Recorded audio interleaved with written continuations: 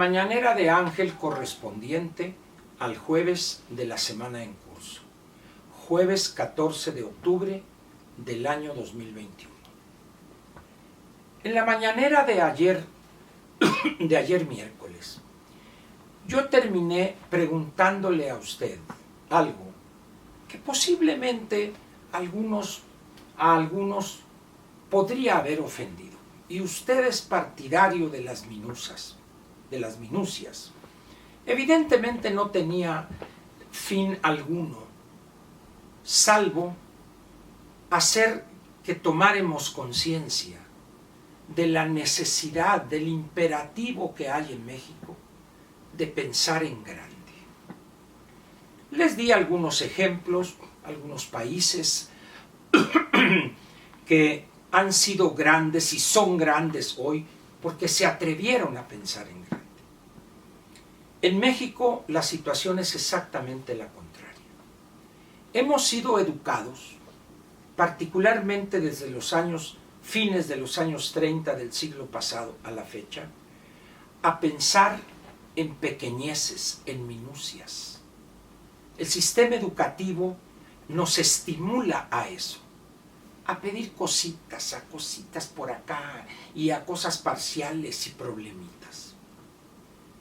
Y la verdad es que mucho de lo que explica nuestro atraso se debe a esas cosas que nos han inculcado políticos perversos, políticos corruptos, que se aprovechan de la difusión de esa conducta de pedir pequeñeces para robar escandalosamente y acumular privilegios mil.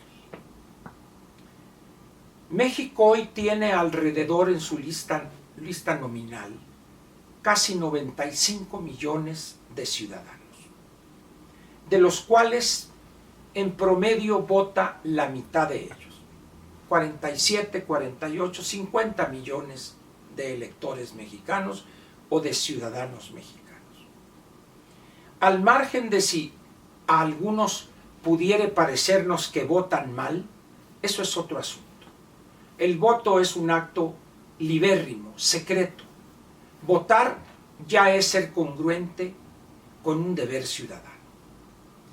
Lo secundario es por quién vota uno, por este candidato, por aquel, o por este partido o por aquel. Pero nos han educado a ser tan apáticos o de ver las cosas tan en pequeño que nos desentendemos de lo que sigue.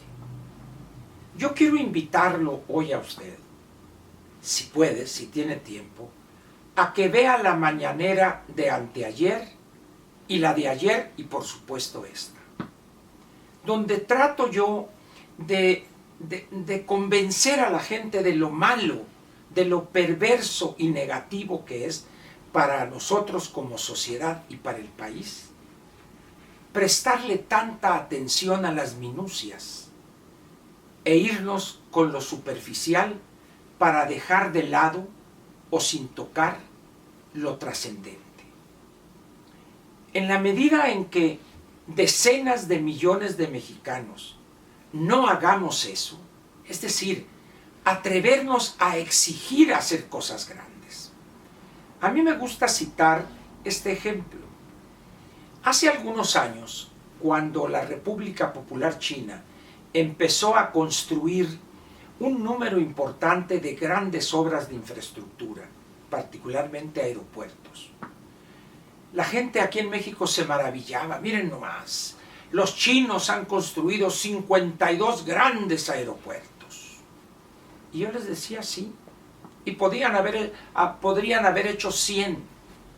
Y les preguntaba, ¿saben ustedes por qué pueden hacer en tan poco tiempo 50, 60, los que quieran? Porque es un gobierno dictatorial, es un gobierno autoritario, donde 7 viejos pedorros controlan la vida y el destino de 1.450 millones de habitantes. Pero esos 7 y todos los que integran el comité central del partido chino y el buró político, estos 7 son el comité permanente del buró político del comité central. del Partido Comunista Chino. Son personas que desde principios de los años 80 del siglo pasado, cuando aquella gran transformación radical encabezada por Deng Xiaoping con su frase "no importa el color del gato con tal de que case ratones", fueron educados para pensar en grande, no temer a enfrentar grandes problemas y desarrollar grandes soluciones. ¿Que hay que hacer aeropuertos? ¿Cuántos necesitamos? 50. Órale, a darle a los 50. Aquí es al revés. Nos asusta cómo ese proyecto de aeropuerto lujoso, grandote, si con una centralita pedorra tenemos en Santa Lucía. Dice uno, qué criminales son estos. Son mediocres ellos, son mezquinos y quieren que también los mexicanos lo seamos. Hay que rebelarnos contra eso. Vamos a exigir que la clase política enfrente los grandes problemas de este país con grandes soluciones. Y le voy a dar a usted 3 o 4 de esos problemas. Primero, el problema de las pensiones. El problema de las pensiones es, sin lugar a dudas, el problema más grande y más grave que tiene en este país y en muchos años por venir el país, México, su gobierno y las finanzas públicas. Pero ahí andamos con mejoralitos, con cataplasmas y no, que vamos a bajar acá y que las semanas, no, señores. Así no funciona esto. Tenemos, si no queremos enfrentar una debacle en 5, 10, 15 años, hay que enfrentar en grande el gran problema de las pensiones, de los sistemas públicos de las pensiones, que son más de 100. Segundo, el problema de la educación. Hay que atrevernos a pensar en grande. Hay que atrevernos a acabar con esos grupos de delincuentes que bajo la figura sindical se han colmado de privilegios y riquezas.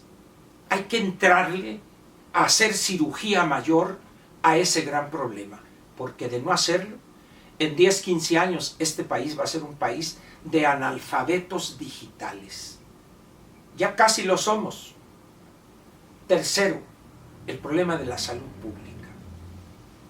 Es un crimen que a más de 100 años de la Revolución Mexicana, de la Constitución del 17, tengamos a millones de mexicanos en la peor de las marginaciones en materia de servicios de salud. Hay que ahí también pensar en grande. Y ahí le ve el cuarto. El crimen, organizado o no, la violencia sin control.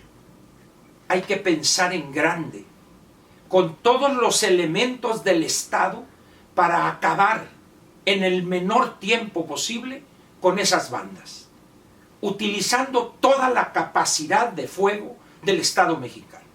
No hay otra forma. Si nosotros nos atreviéramos a pensar en grande, a exigir que los gobernantes y los legisladores y los políticos y los partidos actuaran así, con una visión de grandeza, la confianza de la inversión regresaría.